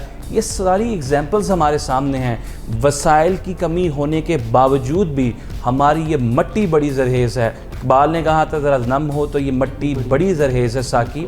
तो हमारा ताल्लुक़ तो शहर इकबाल से है और ये मट्टी बड़ी जरहेज़ है। और मेरा ये मानना है बतौर जो एक शहर इकबाल के बशिंदे होने के नाते या सिटीज़न होने के नाते कि ये जो सियालकोट के अंदर बहुत ज़्यादा टैलेंट है और यहाँ पे मज़ीद जो है यूनिवर्सिटीज़ बनाने की ज़रूरत है, यहाँ पे मेडिकल कॉलेजेस बनाने की ज़रूरत है, यहाँ पे इंजीनियरिंग से रिलेटेड यूनिवर्सिटीज़ बनाने की ज़रूरत है। और सबसे ज़रूरी चीज़, जो साइंस में हम बहुत पीछे हैं, हमारी जो इस वक्त मिनिस्ट्री है, जो अभी हमारी मौजूदा हुकूमत है, तकरीबन 2.5 साल का अरसा इन्होंने सर्व किया है, इसमें जो सबसे प्रोमिनेंट मिनिस्ट्री, अगर आप इनकी जाएं, वेबसाइट पे जाएं, आप रिसर्च करें, you will come to know that कि जिस मिनिस्ट्री की सबसे इफेक्टिव परफॉर्मेंस है वो साइंस एंड टेक्नोलॉजी है, जिसको हेड करते हैं हमारे फवाद चौधरी साहब। लिहाजा मौजूदा दौर साइंस का दौर है और इसके अंदर सियालकोट के अंदर स्पेशली जो भी रिप्रेजेंटेटिव हैं, जिनको अवाम ने मैंडेट दिया, वोट्स दिए और उनको असम्बली में लेके गए, या जो अनइलेक्टेड हैं फिर भी वो कोई स्पेशल असिस्टेंट्स हैं या एडवाइज़र्स हैं, उनको मशवरे दें कि सियालकोट में आप यहाँ पे जो साइंस से रिलेटेड इंस्टीट्यूशंस बनाएं, यहाँ पे टेक्नोलॉजी इंट्रोड्यूस करवाएं, यहाँ पे इंडस्ट्रीज़ हैं, यहाँ पे फैक्ट्रीज़ हैं। Sialkot is earning son of Pakistan. Sialkot सबसे ज़्यादा जो टैक्स देता है, जो हमारा फैसलाबाद है, कराची है, जिस तरह बड़े सिटीज़ हैं, सियालकोट की कम तरीन आबादी होने के बावजूद यहाँ पर लोग बड़ी भरकम मकदार में टैक्स देते हैं। लिहाजा यहाँ पे जो तलीमी अदारे हैं, यहाँ पे वो अपॉर्चुनिटीज़ दें, लॉज के अच्छे इंस्टीट्यूशंस बनाएं, ताकि हमारी जो ये नस्ल है आइंदा आने वाले वक्त में ये भी कायद-ए-आज़म मोहम्मद अली जिन्ना की तरह, जिस तरह कायद-ए-आज़म मोहम्मद अली जिन्ना के वक्त में बच्चे थे, जिस तरह अल्लामा इकबाल के वक्त में छोटे बच्चे थे, लेकिन उन्होंने अपनी एजुकेशन पे, हम हमेशा बात करते हैं कि वो बानी पाकिस्तान था, आप उनकी एजुकेशन चेक करें, बैरिस्ट्री, साथ में मास्टर्स डिग्री, साथ में दीगर सब्जेक्ट्स पे उनकी दस्तरस। आप अल्लामा इकबाल की बात करें, फ़लसफ़े में मास्टर, फ़लसफ़े में PhD, at the same time law ही नहीं किया बल्कि बैरिस्ट्री की। लिहाजा आप जब तक इल्म और तालीम के ज़ेवर से नस्ल नू को रास्ता नहीं करेंगे, हमारी तरक्की मुमकिन नहीं है। जो बल्कि आप जितने एक्सपीरियंसेस बताए, जो बल्कि आप लिंक करके बता रहे थे, तो एक जो आपका बताने का तरीका था, क्योंकि लफ्ज़ जो था उससे एहसासात जो से झलक रहे थे, तो लग रहा था कि वाकई आप एक जो स्टोरी सुना रहे हैं कितना आपका अच्छा एक्सपीरियंस होगा। तो जिस तरह कि आपने यंगस्टर्स को काफ़ी आपने उनको, जिस तरह कि हम इकबाल के शेर से हैं, तो हम लोग भी कोशिश करते हैं कि जो इकबाल ने किया कि वो जगाएं नौजवानों को, तो आपने बड़ी अच्छी कोशिश की। तो जो हमारे क्या समझते हैं कि नौजवानों की तरजीहात जो हैं, दोनों से पूछूंगा कि नौजवानों की तरजीहात बदल गई मेरे ख्याल से। अब लोग समझते हैं कि शायद अगर मैं सियालकोट में देखूँ या हम यूनिवर्सिटी में बैठते हैं दोस्तों के दरमियान, तो जितनी 18 या 20 साल के जितने भी ये नौजवान हैं, ये कहते हैं कि जब 24-25 होंगे तब जॉब करेंगे या कुछ तब एक्सपीरियंस करेंगे, सिर्फ अभी डिग्री कंप्लीट करनी है। तो क्या तरजीहात होनी चाहिए हमारे नौजवानों को? देखिए, एज सुन एज आप अपनी प्रैक्टिकल लाइफ में और प्रैक्टिकल एक्सपीरियंसेस लें, चूँकि planning then performance is essential for fine arrival to destination.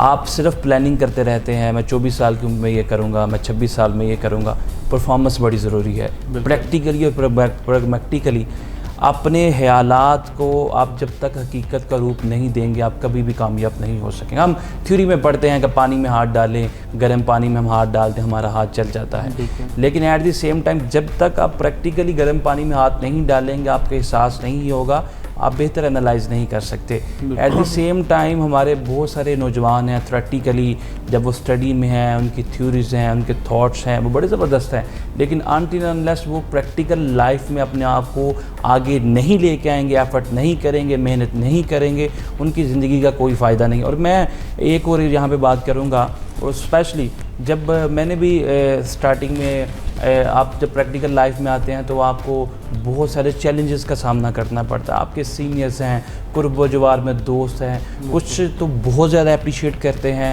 Admire करते हैं, eight the same time black pulling करने वाले लोग भी हैं, क्रिटिसाइज़ करते हैं। क्रिटिसिज्म जो है वो इंसान को तोड़ के रख देती है, लेकिन क्रिटिसिज्म के बाद जो आपका रिएक्शन है वो दुनिया को बताता है कि आप कितने बड़े इंसान बन सकते हैं। हमें भी लोग अर्ली एज में, मैंने जब 6 माह वकालत की, तो 6 माह वकालत करने के बाद मैंने अपना ऑफिस बना लिया और मैंने कोशिश की कि जितना as soon as possible practically चीज़ों को सीखा जाए, अपने हाथ से काम किया जाए। क्योंकि जब हम बहुत लंबा अरसा अपने उस्ताद के साथ चीज़ें सीखने में या प्रैक्टिकल चीज़ों में लग जाते हैं तो हम बहुत ज़्यादा प्रैक्टिस से दूर हो जाते हैं। लिहाजा मैंने 6 महीने प्रैक्टिस करने के बाद जो है खुद वकालत स्टार्ट की। मैंने सिविल साइड पे भी काम किया, क्रिमिनल काम को भी समझा, फैमिली में भी चीज़ों को देखा, eight the same time tax से रिलेटेड जो मामला थे वो भी देखे। और 2 साल गुजरने के बाद मुझे याद है वो UCP का एक प्रोग्राम था लाहौर में, तो वहाँ पे मुझे एक निजी TV चैनल था और उसने मुझे कहा कि यार आप बड़ी अच्छी तकरीर करते हैं, तो मैंने आपकी तकरीर सुनी, तो आप मुझे TV चैनल के लिए वक्त देंगे। तो मेरे लिए एक बड़ा ना यूनिक सा एक्सपीरियंस था कि यार मैं ऐसे बात कर रहा है, मुझे कौन TV पे लेगा। मैं इससे पहले जो है 3 से 4 दफ़ा पंजाब तक जो है डिबेट्स कंपटीशन जीता रहा, वज़ीर आला तहरीरी और तकरीरी मुकाबला, जब 2010 में मैंने पूरा पंजाब भी विन किया। तो उस वक्त एक बड़ा ज़बरदस्त एक्सपीरियंस था जब वो एक बाद में लेटर ऑन वो मेरा दोस्त बन गया एंकर, उसने मेरा नंबर लिया और पहला मैंने जो अपना प्रोग्राम किया वो बिज़नेस प्लस पे किया। और बिज़नेस प्लस पे करने के बाद मुझे आज तकरीबन 2 साल फर्दर इस बात को गुजर गए हैं, तो कोई बहुत ज़्यादा सैकड़ों प्रोग्राम्स किए, प्रैक्टिकली एक्सपीरियंस लिया। और वो लोग, मैं बिलीव मी कि एक मेरा हाथ था बैरिस्टर बनने का, एक मेरा हाथ था, मेरे लिए मेरे सामने एक टाइकून है वकालत में, एक आइकॉन है, वो इत्तेज़ाज़ हसन, मेरा ये हाथ था। कि काश कभी वो वक्त आए मैं इत्तेज़ाज़ अहसन के साथ बैठ के प्रोग्राम करूँ, लेकिन मैं ये एक्सपेक्ट कर रहा था कि 3-4 साल के बाद आएगा। लेकिन इसी साल गालिबन जनवरी में जब परवेज़ मुशर्रफ का फ़ैसला आया, बहुत बड़ा फ़ैसला था, और हम उस वक्त स्कूल के प्रोग्राम में ही थे और वहाँ पे मुझे बीपर के लिए कॉल आई और मुझे कहते जी हमने आपका बीपर लेना है, तो मैंने बीपर दे रहा था। एट द सेम टाइम उसी वक्त इत्तेज़ाज़ अहसन ने भी ज्वाइन किया। मेरे लिए उससे बढ़ के खुशी का मुकाम नहीं था कि जो मेरे प्रोफेशन में से जो 4-5-10 लाख वकला में से सबसे टॉप क्लास मेरी प्रायोरिटी है, मेरा आइकन है, मेरा वो दूसरा हाथ भी पूरा हो गया। लिहाजा जो है हमारे जो नौजवान हैं वो कभी भी एहसास कमतरी का शिकार ना हो। आप अगर जूनियर हैं लेकिन जूनियर होने के साथ साथ आपके पास नॉलेज है, आपके पास इंफॉर्मेशन है, आपके पास स्किल है, आप जो है कॉम्पिटेंट हैं, तो आप बड़ी से बड़ी चट्टान को भी सर कर सकते हैं। बड़े से बड़े मार के भी आप जो है वहाँ पे भी अपनी कामयाबी कामरानी के झंडे गाड़ सकते हैं। लिहाजा always try to be confident in yourself. एक मजबूत अज़्म रखें और अपनी ज़ात पे इत्मीनान और इत्तेकाद रखें। और वो इत्मीनान और इत्तेकाद कब आएगा?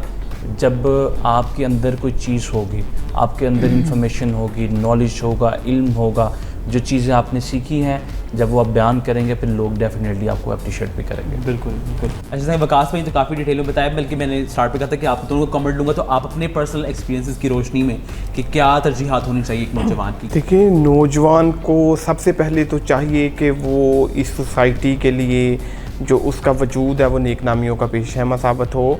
जो नौजवान हैं उनको अपनी एजुकेशन के साथ साथ चाहिए कि वो सोसाइटी के लिए कंट्रीब्यूटेड बने और वो करैक्टरफुल हों, उनकी कम्युनिकेशन स्किल्स अच्छी होनी चाहिए, उनकी जो डेफिनेशन ऑफ लाइफ है वो ज़बरदस्त होनी चाहिए, गोल्स ऑफ लाइफ जो हैं उनके बड़े वाज़िया और क्रिस्टल क्लियर होने चाहिए। उनको जो सेल्फ़ कॉन्फिडेंस है वो डेवलप करने की ज़रूरत है, क्योंकि जब यही नौजवान कल को प्रैक्टिकल लाइफ के अंदर जाते हैं तो इनको सिर्फ़ और सिर्फ जो रटी रटाई चीज़ें हैं वो नहीं पूछी जाती हैं, बल्कि इनकी जो ज़िंदगी के अंदर जो इन्होंने एक्सपीरियंस गेन किया होता है वो कितने बाअदब हैं, वो कितने बाअखलाक हैं, उनके अंदर स्किल्स किस कदर ज़्यादा हैं, ये सारी चीज़ें जो हैं एक नौजवान के अंदर लाज़िम व मलज़ूम है उसके अंदर होनी चाहिए।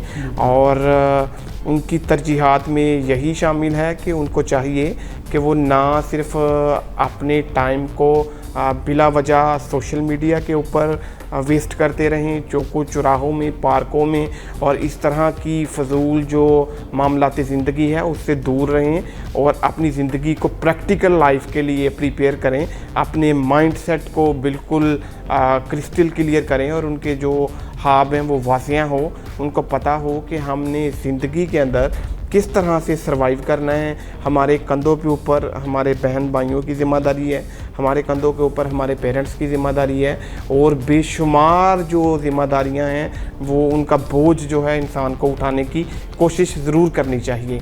तो मेरा ख्याल है कि जब ये ज़िम्मेदार होंगे, अपनी ऑब्लिगेशंस को, अपनी रिस्पॉन्सिबिलिटीज़ को, अपनी रूटीन ऑफ लाइफ को बेहतर करेंगे, तो इनका जो फ्यूचर है वो बहुत ज़्यादा सिक्योर होगा। बिल्कुल जिनाल, जैसा कि हमारे मेहमानों जो तरजीहात बताई, अगर आप इनको फॉलो करें तो बड़ी अच्छी बात है। अगर आप नहीं करें तो मुझे उम्मीद है कि आप आज से इस चीज़ का आज़म करें कि आप भी कुछ ऐसी तरजीहात अपनाएं अपनी ज़िंदगी में और बदलाव की तरफ जाएं।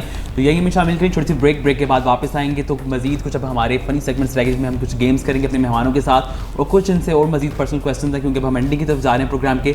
तो हमारे साथ रहिए, ब्रेक के बाद लौटेंगे, देखते रहिए सुबह पर खैर ज़िंदगी।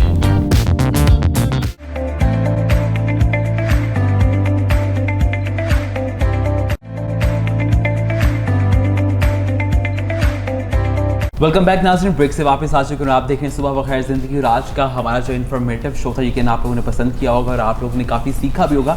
बशमूल मैंने भी काफ़ी कुछ सीखा, और यकीन आप लोगों ने जो सीखा उसको अपने हमारे कमेंट सेक्शन में लाजमी बताइए क्या हिस्सा था जो प्रोग्राम का आपको बहुत पसंद आया, और हमारा जो व्हाट्सएप नंबर आपकी स्क्रीन पर चल रहा है उस पर भी अपने आप फीडबैक लाजमी दीजिएगा। क्योंकि चूँकि हमारा ये अब लास्ट सेगमेंट है, तो जैसा कि आप लोग जानते हैं फॉर्मेट के मुताबिक कुछ हम हंसी मजाक करते हैं अपने मेहमानों के साथ, तो आज भी हमने कुछ ऐसा प्लान किया कि हम अपने जो मेहमान हैं उनके साथ कुछ ऐसा गेम्स खेलें, क्योंकि एक फैमिली हमारा प्रोग्राम, तो फैमिली का एक हिस्सा है कि जब इतना संजीदा बातें होगी, इतनी इल्मी गुफ्तगू हुई है, तो उसके बाद एक बनता है कि हम थोड़ा सा हंसी मजाक भी करें। तो हमारा ये कुछ कहा क्या सेगमेंट है, तो इसमें होता ये है कि हमारे पास कुछ अल्फाज हैं और वो मैं आपको बताऊंगा बारी बारी, एक दफ़ा आपको और आपके कानों पे हेडफोन्स लगे होंगे और आपने इनकी लिपसिंग से, बल्कि मेरी लिपसिंग से जो है वो जज करना है कि मैं क्या वर्ड बोल रहा हूँ, ठीक है। तो चूँकि इन्होंने काफ़ी गुफ्तगू की थी ब्रेक में, इनको ज़रा पहले इनको फंसाते हैं तो ये आपके हेडफोन्स, और मैं आपको वर्ड बताऊंगा तो आप 30 सेकंड्स 1 मिनट रख लेते हैं, 60 सेकंड के अंदर अंदर आपने जो है वो बताना है कि मैं क्या वर्ड बोल रहा हूँ। म्यूज़िक लगा दीजिए। राम तलाई बाज़ार, राम तलाई बाज़ार। क्या खाएंगे? राम तलाई बाज़ार, राम। आपका नाम क्या है? Ram Ram. Top top. Next. Ram Talai बाज़ार, राम राम राम। जाम। राम। राम तलाई बाज़ार, बाज़ार बाज़ार। पास्ता। बाज़ार बाज़ार। राम तलाई बाज़ार। क्या करते हैं आप? टाइम राम तलाई बाज़ार। ये वाला जो ये तो नबी नहीं कर पाए, आप देखते हैं शहजाद भाई कर पाते हैं कि नहीं, वो आपकी बारी। रात भाई भी कर सकते। अच्छा जी। मीठे चावल, मीठे चावल। चने वाले चावल। दूसरा चावल, मीठे चावल, मीठे मीठे मीठे चावल। पिज्जा। इनको भूख लगी हुई है। मीठे मीठे मीठे चावल, चावल चावल, मीठे चावल। मीठे मीठे। बोलते तो आपके दिल में यार। मीठे मीठे मीठे चावल, चावल चावल चावल। मीठे मीठे चावल। चावल खाने। एक वर्ड उनका ठीक है, चलो उनको ये हम पॉइंट दे देते हैं। आपका एक वर्ड ठीक है, उतार दें। एक वर्ड आपने ठीक बताया, बोला था मीठे चावल, ये उन्होंने चावल गेस करी तो एक पॉइंट जो फिर उनको जाता है, ठीक है। तो अभी नेक्स्ट जो है ये फिर आपसे 3 वर्ड्स जो है करेंगे, ठीक है। अच्छा फिर करना है? हाँ, दो ही कर लेंगे। समझ तो आती कोई नहीं। लेकिन जो आपने आंसर दिए बहुत बड़े मजे के थे। अच्छा जी, म्यूजिक लगाते हैं। Barrister, barrister, barrister, barrister. पिस्ता। ये अच्छा हो रहा है इनके साथ। बैरिस्टर, बैरिस्टर, बैरिस्टर, बैरिस्टर, बा barrister. Pasta. Barrister, barrister, barrister. जो आप इसको पिस्ता बना दिया। चले जी जनाब, दूसरा पॉइंट भी हो गया। तो ही अदालत होगी। अच्छा जी, मुझे एक पॉइंट मिल गया ना पहले। म्यूजिक जी। रात की रानी, रात की रानी, रात की रानी। बोलो। रात रात गाड़ी। रात रात रात रात की रानी, रानी। 3 वर्ड्स हैं, 3 वर्ड्स। रात रात की। खाना खाना। उनको भूख लगी, मैं 100% श्योर हूँ। नहीं समझ नहीं आती उसमें। रात की रानी, रात घर जाना। रात सोना। रात सोते कब है? रात सो तो नहीं।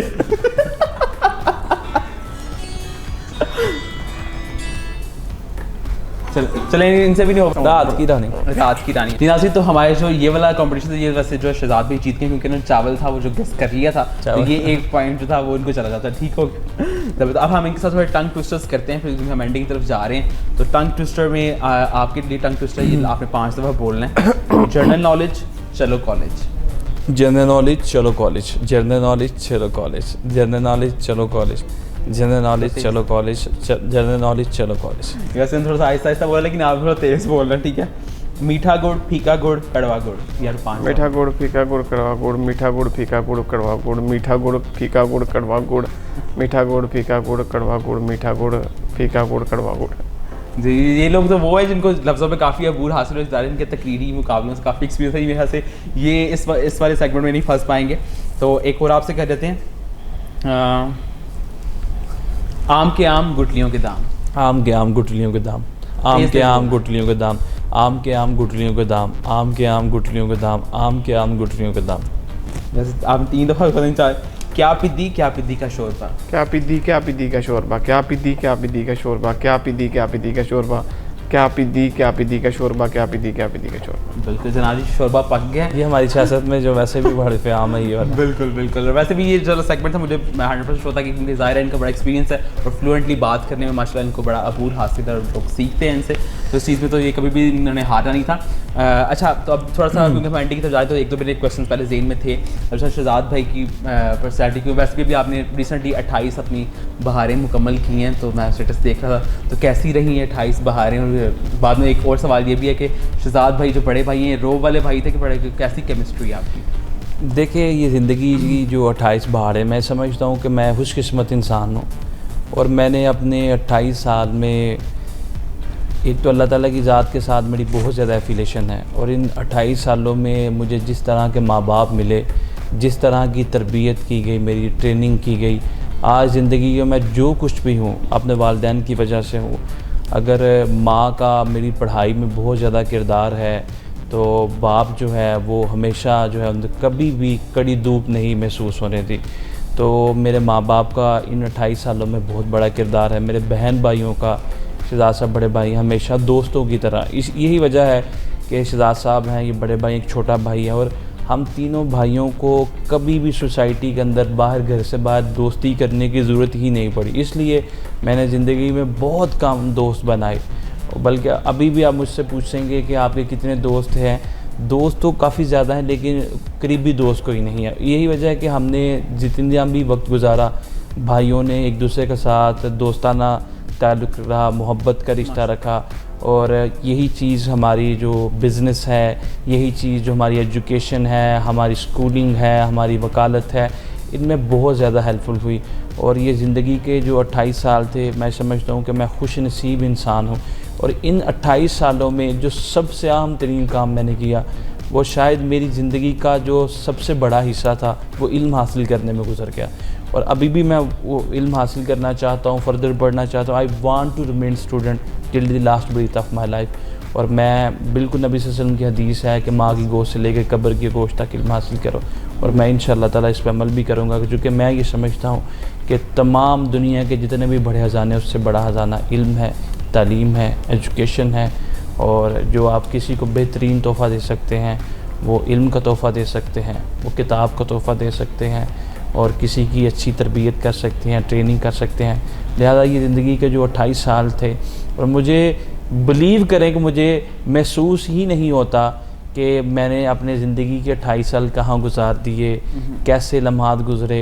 वो इसलिए कि जो टाइम आपका अच्छा गुज़रता है आपको महसूस ही नहीं होता कि वो कितनी जल्दी से गुज़र जाता है। लिहाजा ये जितना वक्त था ये बड़ा अच्छा गुज़रा और सबसे अहम तरीन किरदार हमारी कामयाबियों में या जो भी अल्लाह ताला की ज़ात ने सोसाइटी में एक मुकाम दिया है या डिस्टिंग्विश किया है टू सम एक्सटेंट, उसमें जो है अल्लाह ताला की ज़ात का फ़ज़ल, उसका करम, उसके बाद माँ बाप की support. Because I believe one thing in the life, without the support, cooperation and coordination of parents we are nothing. वही हैं जो हमारी जो गूंगी ज़ुबान को उसको जो है लफ्ज़ों से नवाजते हैं, उंगली पकड़ के चलना सिखाते हैं, ज़माने की ठोकरों से बचाते हैं और सख्तियों और धूप में कड़ा जो है वो हम पे साया करते हैं। और उससे बढ़ के दुनिया में माँ बाप से बढ़ के कोई महबूब चीज़ नहीं है, उससे कोई बड़ा साया नहीं है। बल्कि आज मैं सुबह के वक्त 2 मॉर्निंग शोज़ में मैं स्काइप पे ही था, सियालकोट से मैंने प्रोग्राम्स किए, तो उसमें मुझे इंतहाई ये चीज़ जो सितम ज़रीफ़ लगी और मैं अंगुश्त बदंदा हो गया, दांतों में उंगलियां दबाई, सोचने लग पड़ा कि रावलपिंडी के अंदर एक नौजवान ने अपनी बीवी के साथ मिलके अपनी माँ पे तशद्दुद किया। शायद आपकी नज़र पे भी ये सोशल मीडिया पे वायरल हुई, तो मुझे इंतहाई अफसोस हुआ। ये माँ बाप है, माँ के कदमों तले जन्नत है और बाप जन्नत का दरवाज़ा है। इनकी खिदमत करें और यकीन करें कि जब आप इनकी दुआ लेके घर से निकलते हैं तो कायनात की सबसे बड़ी मुश्किल भी, आप सबसे बड़े चैलेंजेस भी वो आपके सामने कलीन की तरह बिछ जाते हैं। लिहाजा इनकी इज़्ज़त करें और ज़िंदगी के जितने भी अयाम हैं, जितना भी सफ़र है, उसमें अपने माँ बाप को वक्त दें, अपने बहन भाइयों को वक्त दें और उसके साथ अपनी एजुकेशन को वक्त दें। बिल्कुल, बड़ी खूब बात की। अच्छा शहजाद भाई, आपसे क्योंकि लास्ट क्वेश्चन हम करेंगे जी। तो जैसा कि बैरिस्टर और फिर तमाम वो डिग्रीज़ एक तरफ और एक बतौर छोटे भाई का ये टाइटल, कैसा पाया इनको छोटा भाई? देखें, ये माशाल्लाह ना सिर्फ छोटे भाई बल्कि एक बेटी की हैसियत से और जितने भी इनके रिश्ते हैं, मैं समझता हूँ कि ये हर रिश्ते में इंतहाई बाअदब और इज़्ज़त और तज़ीम को समझने वाले और अपनी रिस्पॉन्सिबिलिटीज़ को बहुत ज़्यादा समझते हैं अल्हम्दुलिल्लाह। तो कॉम्पिटेंट हैं पढ़ने के, इनको बहुत ज़्यादा शौक़ है और स्पीचेस जो है ये इनकी अल्हम्दुलिल्लाह पूरे पाकिस्तान लेवल पे जो है वो काफ़ी फेमस हैं। काफ़ी ज़्यादा इन्होंने कंपटीशन जीते हैं और इसी तरह अल्हम्दुलिल्लाह मेरा दोनों छोटे भाइयों से बहुत ही दोस्तों वाला तल्लक रहा है और हमेशा हमारी दोस्ती रही है। कभी भी ये चीज़ बॉदर नहीं हमने की कि तुमने मुझे ये कह दिया या फ़लाँ बात फ़लाँ इस तरह नहीं करनी चाहिए थी, मतलब इस तरह से नहीं है। मम्मी डैडी माहौल हमारा नहीं है, मतलब हम थोड़ा सा रियलिस्टिक फैक्ट ऑफ लाइफ को कंसंट्रेट करते हैं और उसको समझने की कोशिश करते हैं। इसी तरह जो इनसे छोटे हैं इंजीनियर जवाद साहब हैं, तो उनसे भी इसी तरह ही हैं। हम स्कूल्स में भी एज अ पार्टनर ही देखते हैं। 2-3 जो कैंपसेस हैं वो बैरिस्टर साहब देखते हैं, 2-3 इंजीनियर साहब देखते हैं, 2-3 मैं देखता हूँ और अल्हम्दुलिल्लाह इसी तरह से जो हमारा डायमंड ग्रुप ऑफ इंडस्ट्री है और जो भी इसके इनिशिएटिव के अंदर जो चीज़ें आती हैं वो हम मिलजुल के ही देखते हैं और अल्हम्दुलिल्लाह कभी भी ये चीज़ महसूस नहीं हुई। बिल्कुल दोस्ती वाला माहौल है, प्यार मोहब्बत, हंसी मजाक, शरारतें, एक ही टेबल पे, एक ही घर में, एक ही मतलब सारा इन्वायरमेंट अल्हम्दुलिल्लाह बहुत खूबसूरत है माशाल्लाह। अच्छा, जैसे कि हम एंडिंग करें तो हमारे क्लास सेगमेंट होता है जिसमें हम कुछ अपने मेहमानों से अशार सुनते हैं, 1-2 अशार कोई आप अगर आज सुनाना चाहें, क्योंकि अदब से मुझे भी बड़ी वाबस्तगी, बड़ी मोहब्बत है और यकीन आप लोगों को तो माशाल्लाह से बड़ा अबूर है, तो कोई आप अगर शेर सुनाना चाहें हमारे यहाँ। मैं तो अपने इश्क से मुतल्लिक़ ही सुनाऊँगा जो मुझे किताबों से शगफ़ है या ज़िंदगी में तालीम से, तो उसका लास्ट मिसरा उसको बिल्कुल टच करेगा। मासूम सी मोहब्बत का बस इतना सा फसाना है, मासूम सी मोहब्बत का बस इतना सा फसाना है, कागज़ की हवेली है और बारिश का आना है।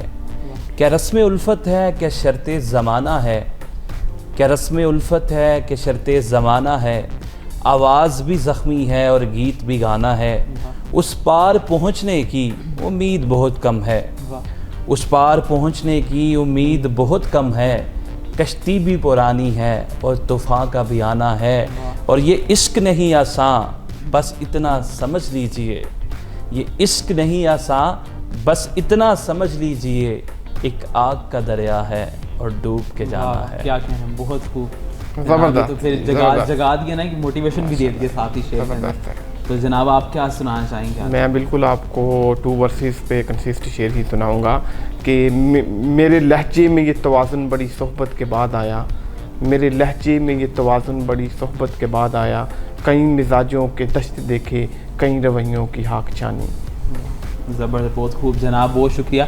और लास्ट में चाहूँगा कोई आप पैगाम अगर देना चाहें हमारे वालिदैन को, क्योंकि हम एंडिंग कर रहे हैं, तो कोई कंक्लूजन आप करना चाहें आज के प्रोग्राम का या कोई एंडिंग रिमार्क्स आप देना चाहें वालिदैन को स्पेशल? मैं बिल्कुल देना चाहूँगा वालिदैन से। मैं यही दरख्वास्त करता हूँ कि आपकी ज़िंदगी में जो सबसे बड़ा सरमाया है वो आपकी औलाद है।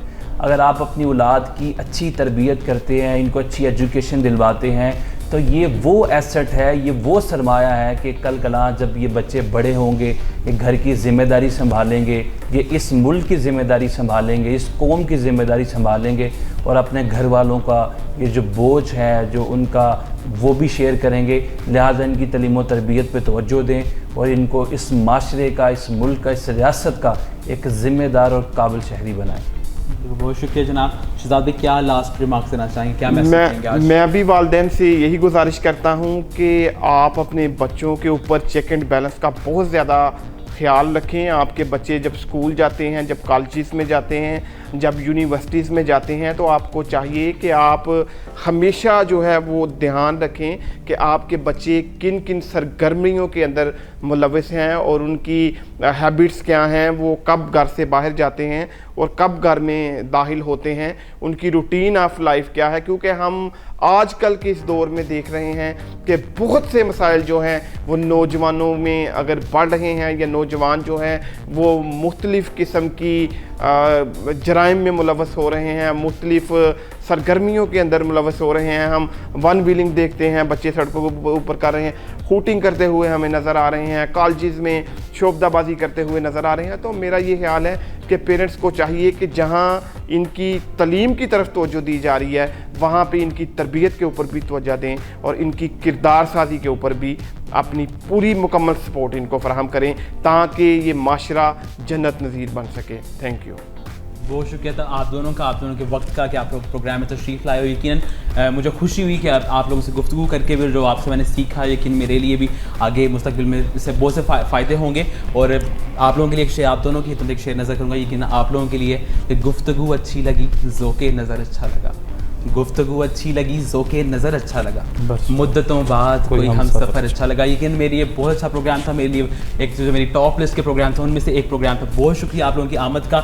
और ये मैं कहूँ तो हकीकी मानो में इकबाल के शाहीन हैं आप और आप सियालकोट का फ़ख्र हैं। और मेरी बेस्ट विशेज़ है कि जो आपके आगे मुस्तकबिल में आपकी प्लानिंग अल्लाह पाक आपको मज़ीद कामयाबियाँ अता कर, इस तरह आप सियालकोट का और हमारे मुल्क का जो नाम रोशन करते हैं। बहुत शुक्रिया आपकी आमद का। जी, जैसा कि आज के प्रोग्राम में आप लोगों ने देखा और हमारे जो मेहमानों से यकीन मैंने बहुत कुछ सीखा, तो मुझे उम्मीद है कि आप लोगों ने बहुत कुछ ऑब्जर्व किया होगा। उनकी ज़ाती ज़िंदगी, इनकी प्रोफेशनल ज़िंदगी और हर तरह से जो एक बैलेंस लेकर चल रहे थे अपनी ज़िंदगी में। तो बड़े अभी मेरे सवालात थे मेरे जहन में, लेकिन मैं वो कर नहीं सका।